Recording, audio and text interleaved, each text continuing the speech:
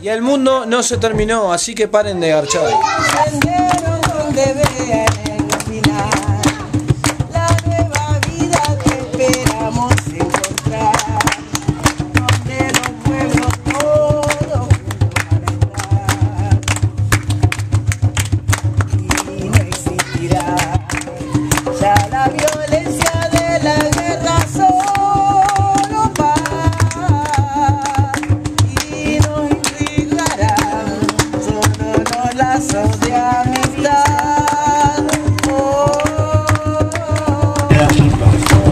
Yo te doy mi paz, hermano.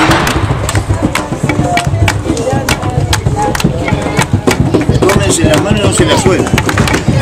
Este es el lugar más lindo del planeta en este momento. O en este momento estamos unidos como si fuéramos hermanos. No nos importa si tenemos, si no tenemos plata, si se acabó el porro, si no se acabó el porro, si tenemos para comer, si no tenemos para comer. Y si mañana vamos a laburar o si mañana no vamos a laburar. Estamos en un momento paraditos en la mitad del espacio, creyendo en algo, en nosotros mismos, en el fuego, en un Dios, en un maestro ancestral.